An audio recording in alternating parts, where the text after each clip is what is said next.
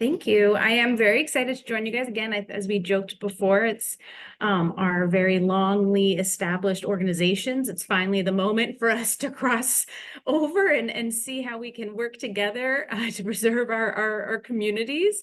Let me get my presentation up. You see a slide, right? It says my logo and June 2024. Looks good from here. So again, I'm Christiana Limniatis. I'm Program and Outreach Manager for Preservation Maryland. We'll talk again in a second when I get into my slides. We are your statewide historic preservation advocacy organization. I've been with the organization for about a year now, so I'm still have a lot to learn about Maryland. Previous to this position, I was 6 years as the Director of Preservation at a regional preservation organization in upstate New York. And I've also worked in nonprofit advocacy and private consulting in New York State, Louisiana, and Tennessee. So really excited to be here in Maryland. I have too many windows open on my computer right now. So again, like I said, Preservation Maryland, we are your statewide historic preservation advocacy organization. Tonight, I'm going to go through some slides that are kind of some basic things about historic preservation, just some key terminology. I'm sure just because of your interests and backgrounds, many of you already know many of these terms, but it's a nice little refresher. And then we'll talk about our organization a little bit more. And then I wanted to highlight 2 projects that we have going on that I think would be interesting to you guys. So again, as we mentioned, our organization started way back in 1931. And we currently, in our current iteration, because our name has changed over the years, we are dedicated to harnessing the power of historic places by revitalizing and reinvesting in communities, advocating and building the historic trades workforce for the benefit of all Marylanders. So, again, let's talk just a little bit about preservation in general, and what is preservation. The National Park Service has a really great quote and definition that they use on their website that talks about how historic preservation is a conversation with our past about our future. It provides the opportunities to ask what's important about our history and what parts of our past can we preserve for the future, right? And a lot of what we talk about when we talk about historic preservation, because we use the word historic, we use the word heritage, is focusing on that culture and society aspect, preserving those elements and relics and markers of who we were in the past. But it's important to understand that historic preservation is also the most sustainable way for us to deal with our current built infrastructure. It is the most sustainable building practice. We teach our children to collect every scrap of paper and can plastic bottle in the means of, for the goal of preserving our environment and saving the world and all of that. But we throw away the majority of what we throw away into landfills around the world. When you look at all of the stats for every country, every region, the largest percentage of what we throw out is building materials. So again, if we're really serious about fighting climate change and being more environmentally and economically sound and sustainable, preservation is where it's at. I could talk for hours about that, but we'll hold off for a little bit today. When we talk about historic preservation, oftentimes, the naysayers, the people who haven't quite gotten the education that they should get to better understand what historic preservation is, they think it's something that's new, that's just popped out of nowhere, that you're all of a sudden trying to landmark my buildings and tell me what to do with my property, and those kinds of incorrect assumptions. But preservation has been happening in this country since the beginning of this country. On the screen now, you can see a really abbreviated, abridged timeline of kind of some of the greatest hits as it relates to the evolution of historic preservation in the United States. And what's kind of considered the first example of preservation is, the quote unquote saving of Independence Hall back in like 1816, 1815 time period. It was owned by a private individual. He didn't have a need for the building anymore, or whatever his thought process was, and he wanted to demolish it. And the community and some elected officials came together and was like, I don't know, we just did this kind of important thing there just a couple of years ago. maybe let's keep the building around for a little bit longer. So the demolition was avoided. It became a used building again. Eventually the city bought it. It is, becomes the amazing historic national landmark that it is today.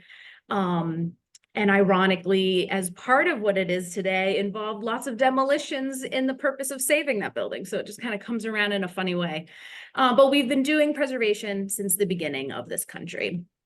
Again, excuse me, again, you can see how Preservation Maryland's founding in 1931 is right kind of in the hub of a lot of preservation, early preservation laws and organizations in the early 1900s into the teens and 20s. All right, so all of those things, and there's also like really important things that just didn't fit on that timeline, just going for the greatest hits kind of stuff. But all of these things that are happening on local, state, and national level kind of culminate in 1966 with the signing of the National Historic Preservation Act. That's a film strip, or negative, it was not a negative strip, but it's Lyndon Johnson signing the act again in 1966. And this is what sets and establishes that preservation at the federal level. It creates the federal program for historic preservation. As it says on the screen, a line from the actual bill saying that it's necessary and appropriate for the federal government to accelerate its historic preservation programs and activities to give maximum encouragement to agencies and individuals undertaking preservation. So it's saying that preservation is important and we need to take the steps to prioritize that and to factor those things into our decision making. And if I can, go to the next slide. So in this original act, it creates, 4 or 5, depending on how you break it up, different policies. It is then amended and expanded several times since 1966. So there are more things that are now considered under the umbrella of being created by the Historic Preservation Act. But these are kind of those initial big programs, and the things that, again, your interest in archaeology and in conservation in general, and the environment and all of that jazz. I'm sure that you've encountered many of these things already in your work.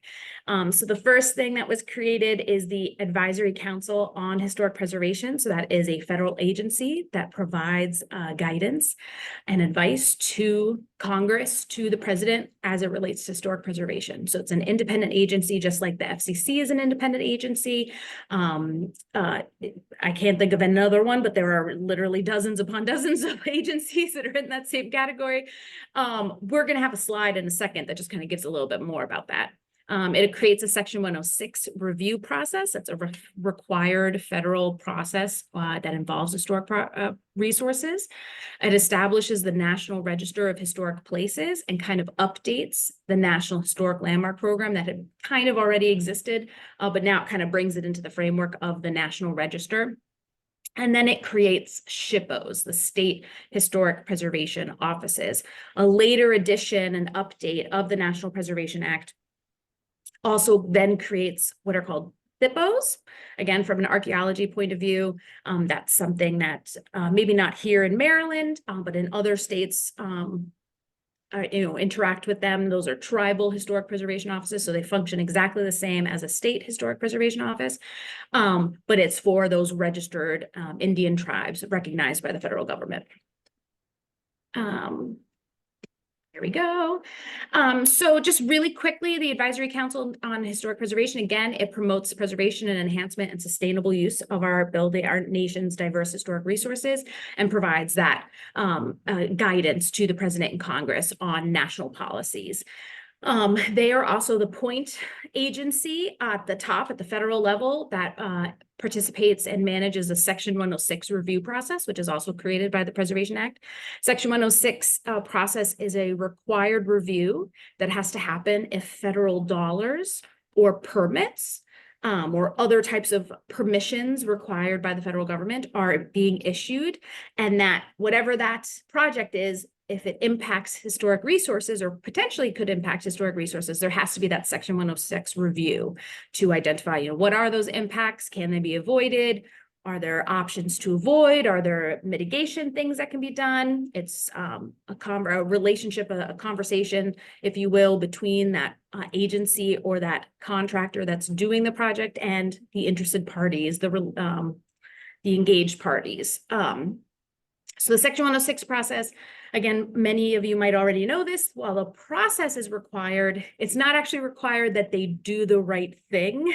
Like they could find in the Section 106 review process that building this highway through this community is going to negatively impact buildings.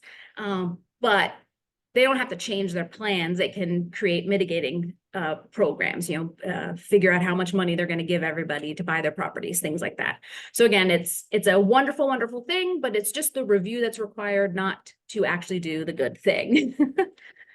As I mentioned again before, one of the things created by the National Preservation Act of 1966 is the National Register of Historic Places. It's our federal government's official listing of resources deemed worthy of preservation for their historic significance. So it's not just a listing of things that are historic, it's things that are have historic significance either on the local, state, or national level and are worthy of preservation. So that means that that resource has some sort of integrity to what that significance is.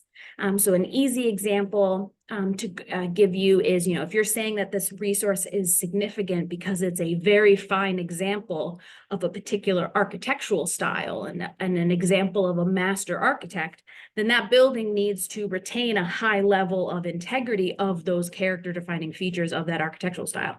If it's been stripped of all of those character defining features, then it might still have that significance. It's still attached to that architect. It still had that design originally, but there's no integrity to that significance now. So again, it's not just gold star, you're historic because we've had, white colonizers on this land for over 400 years. There's lots of things that we can identify as being historic, but it has to have that integrity to its significance. In creating the National Register program, they cleaned up the National Historic Landmarks Program and aligned it with the NR because the Historic Landmarks Program was technically created in 1935 by the Historic Sites Act, but there really wasn't the criteria or the process like what would become the National Register of Historic Places. So again, in creating the National Register, they kind of updated and aligned these nomination processes so there was consistency in the philosophy being used in evaluating these resources. Okay. And then the other thing that we're going to talk about, the other thing created by the National Preservation Act is the state historic preservation offices, and again, later added in the tribal historic preservation offices. And again, this is who administers on the state level the federal preservation program. With the National Preservation Act and certainly several other pieces of legislation from before then and since then, there's a lot of things on the federal level that need to happen in regard to preservation. And the National Park Service, as big and elaborate an organization as they are, the Department of the Interior, they can't do every single thing, right? So the State Historic Preservation Office is that buffer, that middleman that talks to the people and works with our citizens on these projects and programs. And then they're the ones that pass it up to the National Park Service when it's necessary for their involvement to be there, that we need that next level review or whatever it is. So again, when we're out working in the field doing projects, if we're trying to create a National Register district or we're on a national park or, working with those types of resources, we're not necessarily going to pick up the phone and call the National Park Service. We're going to call our SHPO, our State Historic Preservation Office. And here in Maryland, again, I think many of you would already know this, our SHPO is known as the Maryland Historical Trust. Our organization was actually created before the 1966 Preservation Act. And our organization, the trust, was created kind of in that same vein as the British Historic Trust, the National Trust, which is kind of a quasi-government and nonprofit entity. And so that's kind of how our MHT kind of still functions. It has the government side. It's the administrator of the Federal Preservation Program, but there is still kind of that nonprofit quasi trust aspect to it. In the government, they are located within the Department of Planning, and then they have their separate little offices that focus on the different projects, having the outreach and education, research and survey for the National Register, and then preservation services is usually, tax credits and grants and things like that. Again, please interrupt with any questions. I know I talk fast, I'm sorry. I can get the slides to move. And then the last thing I'll just say about, different preservation policies and things to know about, and on the same vein of the preservation offices is kind of just to understand the hierarchy of how preservation works. And so how I kind of like to explain it is that there's two spheres of doing preservation. There's the public sphere and there's the private sphere. So the public sphere is going to be all those governmental agencies that you have to either get reviews by or that you can get permits and funding from. And then the private side is going to be all of those for-profit individuals you can hire to do your preservation project for you, whether they're tradespeople or consultants, architects, things like that. Also those nonprofit entities that can help you with your preservation project.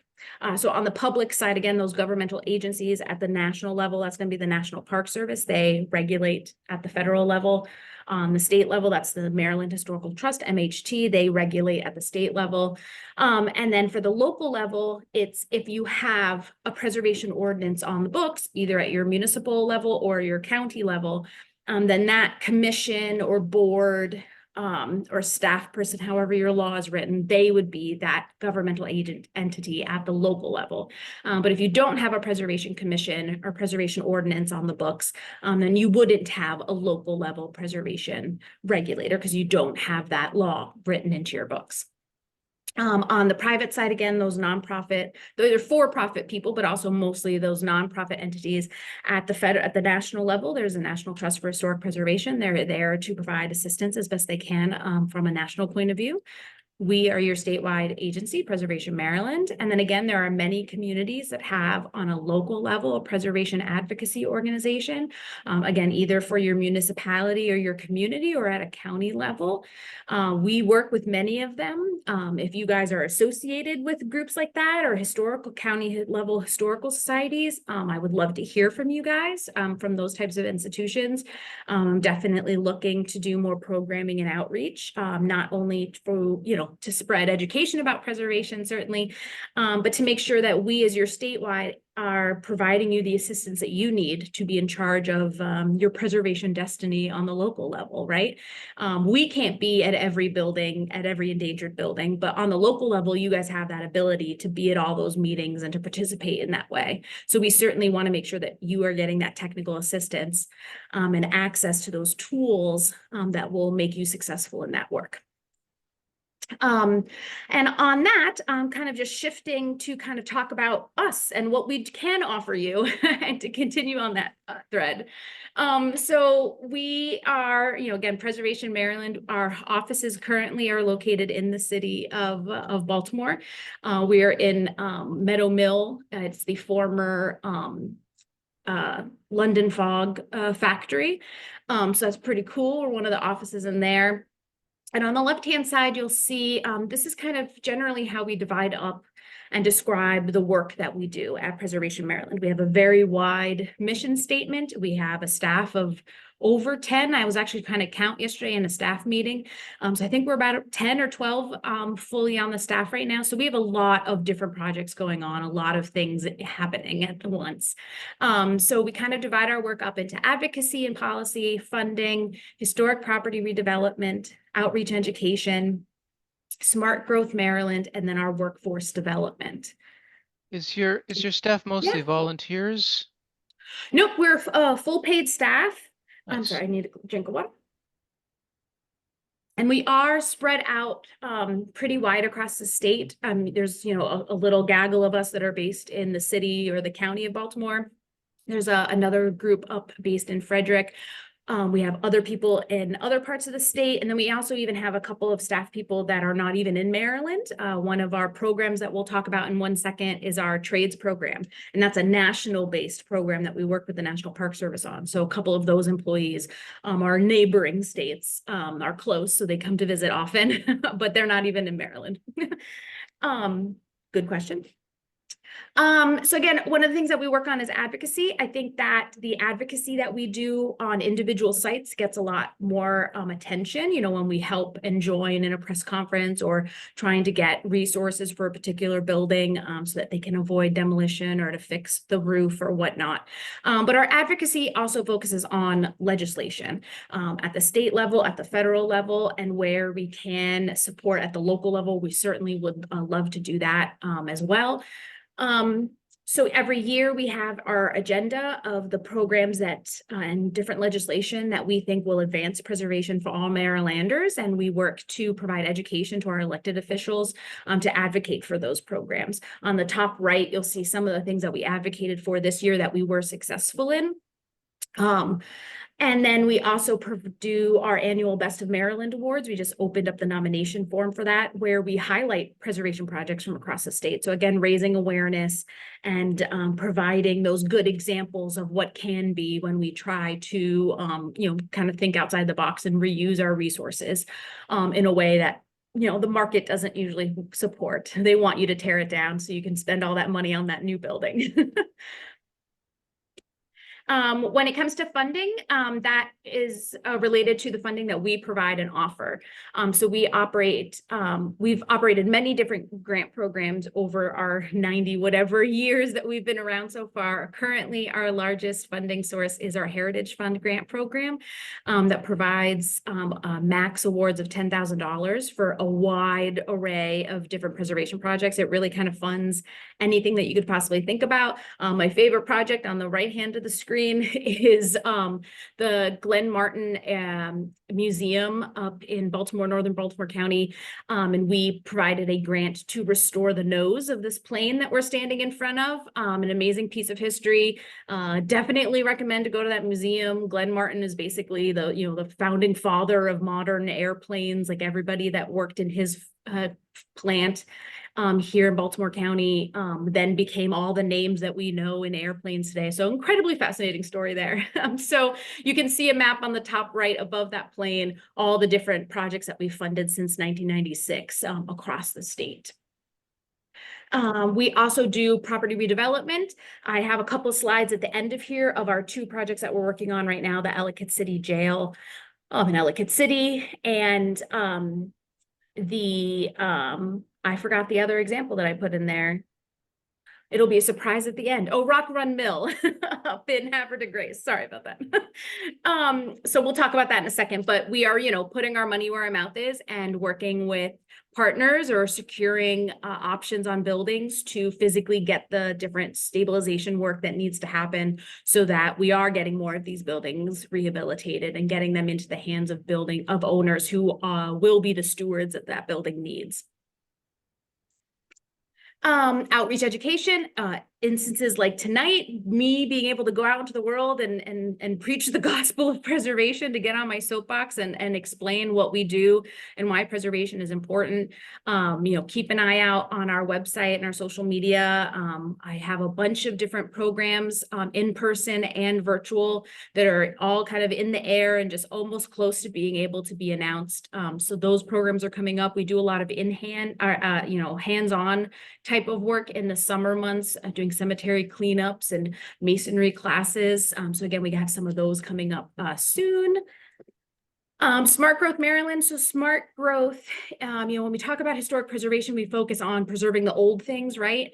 But figuring out the best and smart way to add new buildings and infrastructure to our community is also preservation. We want to preserve and reuse as much as we can of our existing infrastructure, but sometimes things reach the end of their life and they are no longer usable buildings. So how do we make sure that we're infilling and building new in the smartest way possible, using the most sustainable methods possible, materials that we can, having it be in a design way that meshes with our community, that it's not going to be in contrast or in conflict with those character defining features of our community. So growing is also preservation, and we are really active on that topic. And then the last program that we work on is our workforce development through the Campaign for Historic Trades.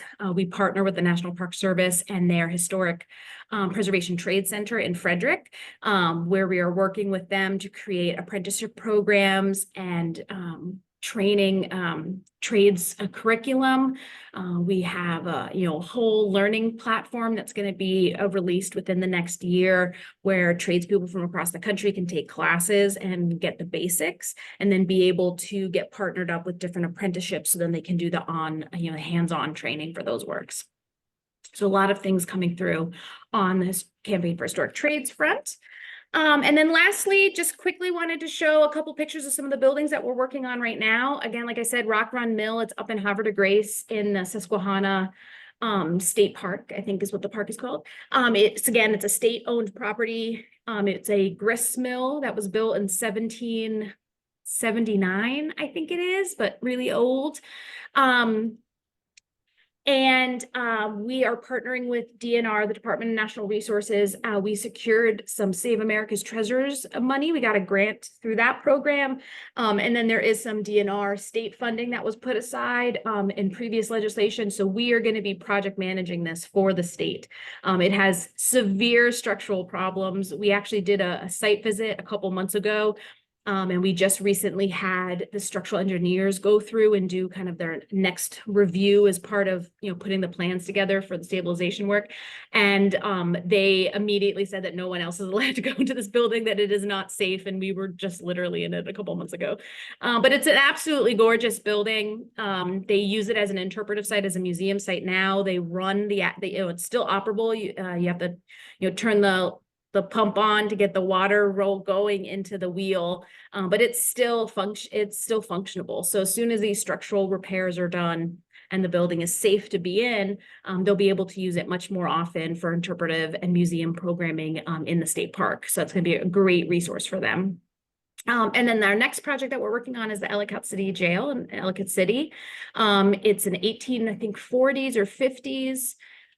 That might be wrong, but it's in the middle of the 1800s stone jail. Here are two older pictures. The one on the left is from the 1930s, just based on the cars probably, or late 20s. And then on the right-hand side, I think the date on that one is 1905. So it's been vacant for several years now. We are going to rehab it and turn it into a center, an architecture and development center, partnering with a couple of different institutions, universities and colleges in the region. Again, focusing on sustainability and climate change. Ellicott City has a lot of floods, and have had a lot of 100-year floods over the last couple of years. And so having that as kind of the classroom for some of the professors and students that'll be working in this building. Here's what it looks like so inside. Small. It definitely, when I pulled up, because those are and those are kind of even small parking slots, they're narrow. There was I remember my with a car Subaru in was front of it, and the car was half the size. When you walk up to it, it is really tiny, but once you're in it, it's really weirdly huge in there. That's the second floor that the federal government in the 60s told them that they were doing such a bad job at prisoner safety. There were, there have been historically through the jail, because it's been open since the 1800s, there have been some very horrible stories of lynchings and other, race-based attacks. And we actually got a grant through the National Endowment for the Arts to do an installation to kind of interpret that and unpack those things that happened. But in the 60s, the conditions were so bad that the federal government was like, you have to improve this jail or we're going to shut you down. Again, to think of the 1960s and just the stereotypes that we have of prisons at that time period, to then come to Ellicott City and be like, you guys are the worst of the worst, you have to fix yourself up. So this is the 1960s floor that was rehabbed. It literally feels like you're walking through the set of Cool Hand Luke, that movie. It's has that total vibe to it. But the lower floor is still like a stone 1800s like hallway. It's really, really crazy. And then this is the back wall that's like behind the building. You can kind of see part of the wall on the left-hand side there. But this was the original yard of the jail. And so the prisoners would be let out and just like walk in circles in this small little yard. That's, it depressed down because they've built up the modern, the new county offices are up there. So it's kind of raised up on a landing. So this building is kind of just like in a little hole on top of the mountain there. It's absolutely insane. And we're almost close to finalizing all the funding, and we're working with the architects and finalizing the plans. But definitely in the next year or two, this will be coming to fruition. And with that is my kind of crash course on just like some basic preservation things, a rundown of who we are and what we do. Again, would entertain any questions that you guys have. Nice, thank you. I gotta have a question. If you could go back in time and intervene in some site that you wish had been preserved but was not, where would you start? So again, I'm still super new to Maryland, and I'm living in the city of Baltimore. So, and I keep meaning to look this up, but something, when you're driving in the city of Baltimore you're on Martin Luther King Jr. Drive on that street, it cuts, kind of, east-west through the city. And it's just such a humongous boulevarded street. And you can tell from the brick median and the way the sidewalks are that it probably was laid out in the 70s. It has that kind of vibe, like that like late urban renewal, like brick urban renewal vibe to it. And every time I drive through there, and there's historic houses that are on the either side, and I'm just thinking like this is 3 streets worth of a neighborhood that was bulldozed for this humongous, because it's like 4 lanes on one side, I think 3 lanes on the other with that median. So I keep meaning to like pull up Sanborn maps or Atlas County, the city atlas from different time periods to try to figure out like how many buildings were actually demolished for this street. Like I always think about that when I drive through. Great answer. Awesome. Thank you. So what most of our members participate on a voluntary basis, just much like you yourself are here as a volunteer tonight, and thank you for that. What are some opportunities for volunteers to get involved and support the preservation work? Yeah, for sure. So again, I think we're still honestly kind of working on creating some more permanent and regular opportunities to participate. I think that when we have cemetery cleanups or those kinds of events at individual buildings, that's always an easy way to get people to participate. But those are fewer and far between, right? So we are kind of trying to figure out ways that we can have the community participate on some of the more, hidden things like the research processes and inventorying of things. So we have a couple of different things that are very much in the infancy still getting worked on. But, there's a lot of buildings that we have identified in different historic context studies that we've done.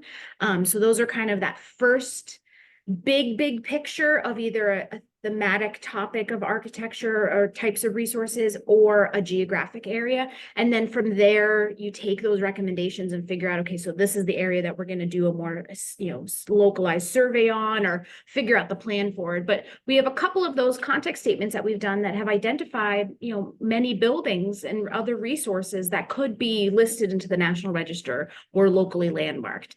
And so kind of figuring out how do we provide people with the training and education they need to be successful in that process? So developing some lectures and workshops to kind of get into the nitty-gritty on how you put together that research so that you can put that National Register nomination together or a local nomination together. So then we can, in good faith, be able to give people, assignments of here's this building. We know why it's important. We know the big headline reason of what person or what, time period or whatever, but we need you to go and do the nitty-gritty full title search on the building, figuring out who has lived there over all these years and get us those nitty-gritty details. So again, working on that education educational opportunities so that we're giving you the tools that you can do that with. We recently created a property research guide. It's available on our website, and I can certainly send you the link, and you can make that available to the members as well. Yeah, that'd be great. But it has, it goes through all of those types of documents that you really should consult when you're doing a property research. So, the deeds, the tax assessment records, the maps, census data, all these different types of documents, and then where you can go to get those documents. Because there's tons of institutions out there. They all have only the years that they have. And so figuring out how to overlap and be able to get all of the documents that you want. So again, we have that paper resource out, and we have a webinar on our YouTube where I kind of go through that in a webinar format. But yeah, I'd love to work on some more nitty-gritty lessons so that we can kind of have a list on our website of here are buildings that we need more help with, and people can be, citizen preservationists for the day and help us pull up that information. Perfect. A question in the chat from Richard, who says, "I'm so sad to hear the condition of Rock Run Mill on the Susquehanna. I was born in the 60s. It was always a treat to go there. Can you say more on how the rehab can be financed?" Yeah, so, and I mean, as perilous as we've now realized the condition of the building is, I mean, it's a loved building. The state loves this building. It's a significant landmark and resource in this state park, and doing this structural repairs because they want it to stay to be an interpretive site. They want to be able to have it open every weekend, doing things. Kids love coming and seeing that wheel. So it is, scary and sad that it's in the state it's in, but the state is dedicated to making this happen, and it's a priority. And so I don't remember the numbers right off the top of my head, but we're talking, $1 million, like it's a serious structural thing. There hasn't been, I went into we saw pictures of the basement, some of those beams and vertical supports, and the horizontal supports too, like you can tell those are original 1700, hewn beams. Like nothing has been done to that building since it was built. So, I mean, it's made it a far time, without any sort of intervention, over 200 years standing there, more than, 200 years. So we have, I think, about more than half of it already committed through that Save America's Treasures grant. And then there was money, I apologize if I'm quoting this incorrectly, but I believe it was through the Great Outdoors Act that was passed last year or the year before. There was some money in that, and just normal DNR funding. So my understanding, and again, it's not my project, it's the redevelopment, the property team is doing it. But my understanding is that we are get to go, ready to go, that if there is any other money that's needed to be fundraised, it's nominal, and we're getting going. I believe we actually already issued the RFP to find architects to help us out with it. So this is going, this is happening. Awesome, thank you. As one of our members here, Steve, has a hand up. Steve, go ahead. Yeah, hi. A few months ago, I was listening to a fascinating lecture given by the Penn Museum on their efforts to map out and save African American cemeteries that were threatened, only because of racism. And I was curious what efforts are being made by Preservation of Maryland to preserve African American cemeteries in Maryland. Yeah, so we literally just finished up a grant right when I was starting on the organization, was the closing out and finishing of that grant, but it was through the Rural Maryland Council. And so we focus on doing preservation cleanup, cemetery cleanups, and trainings about cemeteries, focused on prominently African American communities and cemetery and ancestor groups. So we just did, over the last 2 years, I think that program took over, focusing on getting that outreach to those communities. And so even if we didn't do an actual workshop with that community, there was a lot of outreach and education through that process. So there's a lot of those communities that maybe they weren't ready for whatever reason, to schedule that workshop at that time. They're now part of in the fold, and are getting information from us, and we're providing them technical assistance. There are many surveys that have just been completed or are in process right now to get a better inventory of the African American cemeteries that exist. Because again, through racism and a variety of different reasons, but primarily racism, so many of them were purposefully forgotten or purposefully left out of deeds and just abandoned. Maryland Historical Trust and the Maryland African American, oh, there's so many letters in this organization. I'm so sorry. It's the African American History and Culture Commission. I think I reorganized the order of those, but it's all of those words in a order.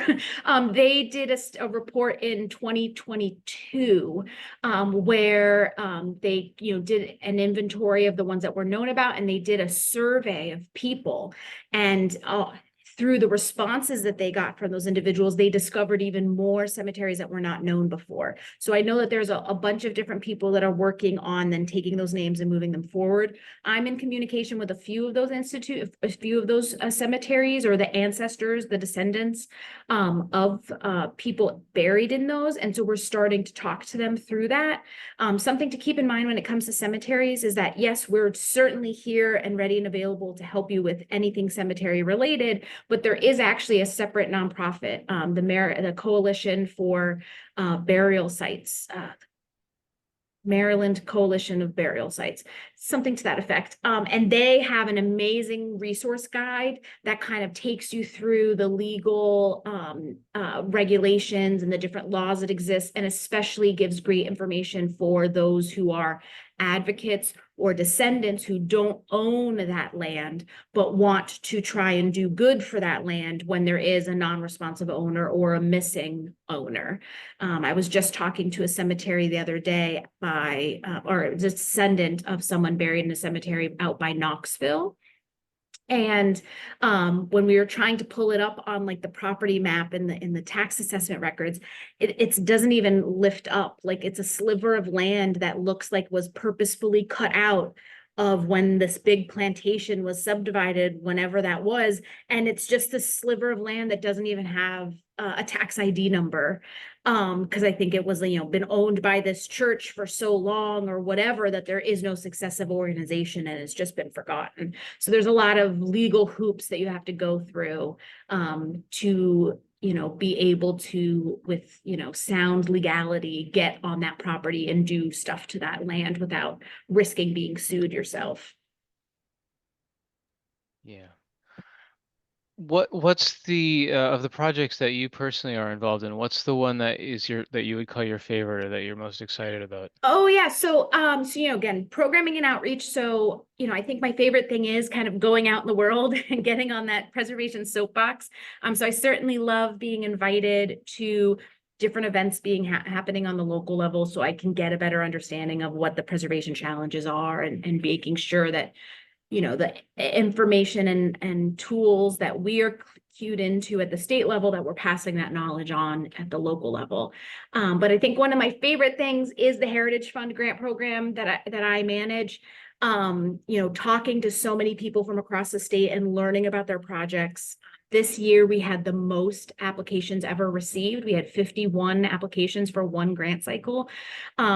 Which is an insane number of applications. Again, it's a tiny but mighty grant program. This year we awarded $119,000 to 17 projects because the max award is only 10,000. So again, it's it's only so many projects can be fully funded with only $10,000. Things are getting more expensive out there, so it's definitely helps, but it's not going to be for a lot of projects the only funding that you'll have to get.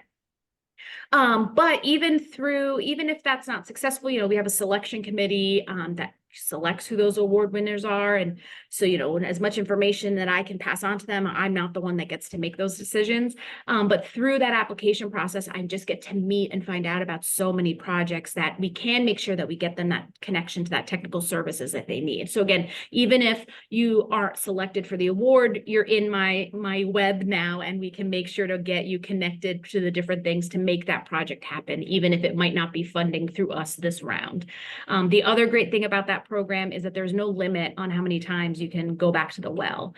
So you can get awarded this year, you can apply for the following year. I mean, that's taken into consideration by the selection committee when they're reviewing your application, especially if, it's down, you're tied with someone when they're grading and they've never received one and you have received one. So that can definitely factor in. But there's no limit. So there's a lot of organizations that come to us every year or every other year with a kind of a multi-phased program where, there's this one organization they have as part of their grounds, this really long walking trail. So, every other year they apply for money to redo and upgrade one more interpretive sign on their walk. And then the next year they come back and are updating, not just the actual material, so it looks nice and shiny and beautiful, but updating that interpretive information as well. I mean, I think we can all agree that the way that we talk about certain things that have happened in our history has evolved over time. And especially in the last 5 to 10 years, I think our language and the way that we speak about things have evolved even quicker. So it is really important to make sure that our interpretive signs that are out there are getting that same love and attention and being updated, because your website and your printed materials might have that up-to-date way that we interpret this, but then your lovely sign that all the bicyclists and pedestrians stop and read on their normal day still has that kind of antiquated way that you're talking about your site. So again, really important to update that interpretive materials. But yeah, Heritage Fund grant program is definitely my fave right now. It's really interesting what you're saying about the way that the way that we talk about the projects changes over time. I think if there isn't already, there probably is, but there should be maybe like a branch of museum studies that's just dedicated to the way the museum presents itself to the public and how that's changed over time and how our That is a great interpretation of what idea. we're doing. Someone must have written a thesis about that by now. I'm Someone sure must it's out have. there, right? And I just haven't found it yet, but And I will say, and I always get their name wrong too, but it's, the AASLH, the American Association of State and Local Historians. They have a lot of really great guides that they produce. And one of them, I'm not sure if it's a PDF guide or if it's a fully website-based thing. It's been a minute since I've looked at it, but it is kind of speaking to this change of language and helping, especially focus on those institutions that are volunteer-based or have one staff person. So to figure out how do you prioritize and figure out what needs to be happening now, but again, speaks to that language. They did like a study of X number of people in America learning about, what are the words that you hear at museum spaces or interpretive spaces that turn you off or make you not trust, or those types of questions. And so they have a lot of really great information that can help make those evaluations for sure. very cool. Thank you so much. Any other questions for Christiana? Preservation Maryland, everyone. Thank you so much. That was really interesting. Really appreciate your time. And if you can share any other links that I can then share later with members of our group, we can do that. Hopefully everyone will join us again here next month. We'll have a talk on Maryland archaeobotany. So I'm going to put together a huge database of plants and seeds and the interaction between them and human culture. So thanks everyone. Stay cool, stay hydrated, take care of yourselves. And I think we're getting some links in the chat, which I will then share with you all as soon as possible. Thanks again. Take care.